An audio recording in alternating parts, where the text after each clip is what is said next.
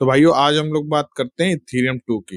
Ethereum 2 मर्ज हो रहा है, सबको पता है, मार्केट में हो हल्ला है, लेकिन लोगों को ये पता नहीं कि इथीरियम 2 मर्ज है क्या। तो आज मैं ये बताऊंगा कि इथीरियम 2 मर्ज क्यों हो रहा है, इथीरियम 2 मर्ज क्या है और इससे आपको क्या इम्पैक्ट होगा। और मार्केट भी इसी कारण से थोड़ा बहुत डाउन है, ये भी मैं इस वीडियो में आपको बाद में बताऊंगा क्यों। तो अभी चालू करते हैं कि इथीरियम 2 मर्ज है क्या। तो अभी सबको पता है कि इथीरियम जो प्रूफ ऑफ वर्क पे काम करती है लेकिन प्रूफ ऑफ स्टेक पे जा रही है।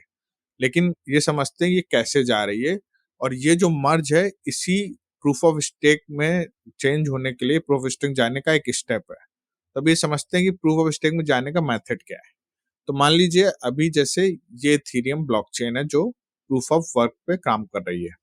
अब ये एक बीकन चेन है जो प्रूफ ऑफ स्टेक पे काम करती है, प्रूफ ऑफ स्टेक लेजर है और ऑलरेडी रनिंग है। तो आपने सुना होगा कई लोग ईथ स्टेक कर रहे हैं, वो असल में इसी चेन पे स्टेक कर रहे हैं। मैंने एक वीडियो बनाया है लीडो फाइनेंस पे, जो सबसे बड़ा प्रोजेक्ट है जो इस पे स्टेकिंग कराता है, आपको डिस्क्रिप्शन में मिल जाएगा, आप उसको देख सकते हो। तो मान लीजिए बीकन चेन जिसपे सब लोग स्टेक करते हैं इथीरियम 2 की।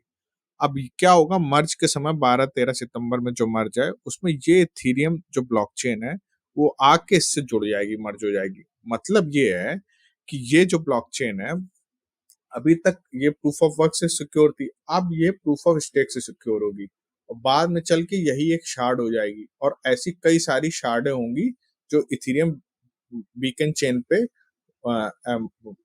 अटैच होंगी। और इससे क्या होगा, क्योंकि इथीरियम जैसी कई सारी चेनें होंगी तो उससे ट्रांजैक्शन कैपेसिटी भी बढ़ जाएगी और ट्रांजैक्शन की फीस भी बहुत सारी कम हो जाएगी। लेकिन ये अभी नहीं होगा, जब कई सारी शार्डें, जब शार्डिंग इनेबल हो जाएगी और ये सारी चीजें आ जाएंगी कुछ महीनों बाद या साल भर बाद, तब ये होगा। फिलहाल अभी जो मेन चेंज है वो प्रूफ ऑफ वर्क से मूव होके इथीरियम प्रूफ ऑफ स्टेक से सिक्योर हो जाएगा।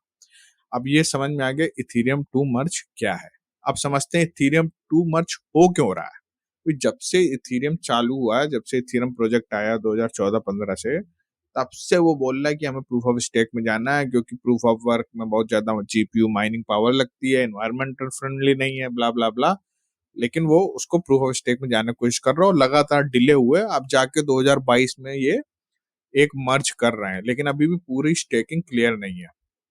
तो अब ये समझते हैं कि ये अब समझ में आ गया कि क्यों हो रहा है। अब ये समझते हैं कि इससे आपको क्या इम्पैक्ट है। तो अगर आपके ईथ एक्सचेंज पे हैं तो आपको कोई चिंता की जरूरत नहीं है, आप उसमें वहीं रहने दीजिए, एक्सचेंज अपने आप ही उसका ख्याल कर लेगा। या तो अगर आपके इथेरियम आपके खुद के वॉलेट में, MetaMask, trust wallet, IM token, तब भी आपको चिंता करने की जरूरत नहीं है। बस आप ये करना कि 12 और 13 सितंबर जब मर्ज का टाइम हो उस समय इथेरियम ट्रांजेक्शन मत करना ज्यादा से ज्यादा, ये या इथेरियम के किसी इथेरियम चेन पे ट्रांजेक्शन मत करना, किसी और टोकन का भी। अच्छा, किन चीजों का आपको ध्यान रखना है। पहला, जब भी मर्ज होता है तो बहुत सारी अनसर्टेनिटी होती है, लोगों को पता नहीं क्या होगा, मर्ज पास हो, क्योंकि मर्ज नाम है।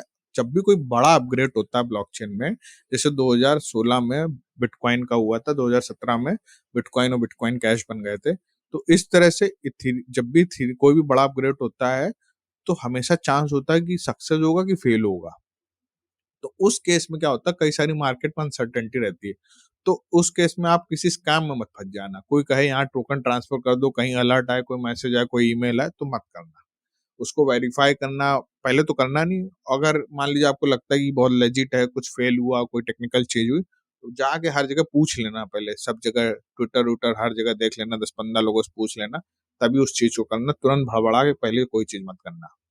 तो पहला स्कैम से बचना है इस समय। दूसरा, अगर इस समय क्या होता है कि लोगों को कई सारी अनसर्टेनिटी होती है तो लोग कई सारी चीजें क्लेम करते हैं कि मान लो अगर कुछ फेल हुआ या कोई समस्या हुई, या मान लो अपग्रेड हुआ, नॉर्मली सक्सेसफुल भी हुआ, तो लोगों ने कोई फोर्क बना दिया। अब वो बोले ये फोर्क बहुत अच्छा जाएगा, इसकी कीमत बहुत है, ये वो। जैसे अभी इथेरियम ETC फोर्क है जो इथेरियम क्लासिक है, उसका भी रिसेंटली प्राइस बढ़ गया, क्योंकि लोग एंटिसिपेट कर रहे हैं कि मान लो अगर फेल हुआ या कुछ हुआ तो हो सकता है इसका प्राइस बढ़ने लगे। या फिर क्या होता है कि उसमें इतना ज्यादा मार्केट में हो हल्ला होता है, भड़बड़ाहट होती है, लोग कुछ भी खरीदना बेचना चालू कर देते हैं, कुछ भी रूमर फैलने लगते हैं।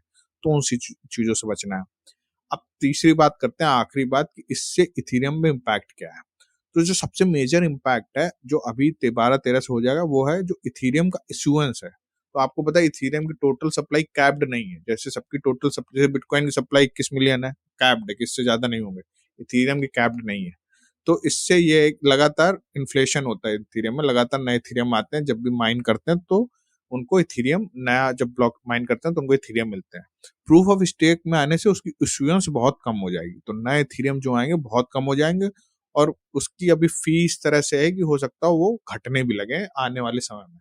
लेकिन फिलहाल अभी आप समझो कि उसकी इथेरियम ड्रॉप हो जाएंगे, जितनी सप्लाई है बहुत धीरे धीरे धीरे बढ़ेगी। मेन चेंज ये है। दूसरा, ट्रांजैक्शन फीस में अभी कोई चेंज नहीं है क्योंकि शार्डिंग इनेबल नहीं है, वो जस्ट आके अटैच हो रही है, जस्ट वो अपने प्रूफ ऑफ जो प्रूफ ऑफ वर्क है उसको प्रूफ ऑफ स्टेक में बदल रही है, बाकी कोई चेंज नहीं हो रहा। तो गैस फीस में कोई चेंज नहीं है। तीसरा, कई बार लोग बोलेंगे कि लोगों ने स्टेक कर रखे हैं इथेरियम, वो हो सकता है निकाल के मार्केट में बेच दें तो हो सकता है प्राइस गिर जाए। नहीं, ऐसा जरूर अभी नहीं है। पहले तो जब वो मर्ज होगा तो उस समय वो अपने स्टेक किए हुए इथेरियम हटा नहीं पाएंगे। अभी उसके लिए कम से कम 6 महीने का टाइम है।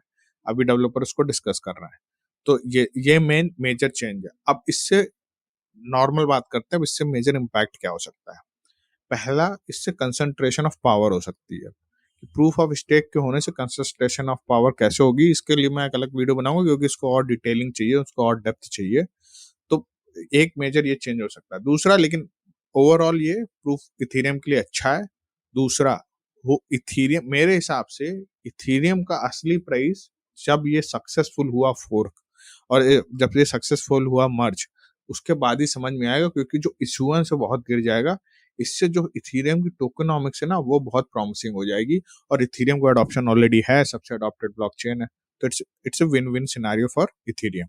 अगर आपको ये वीडियो अच्छा लगा तो इसको लाइक कर दीजिए, दोस्तों के साथ शेयर कर दीजिए और चैनल को सब्सक्राइब कर दीजिए। धन्यवाद।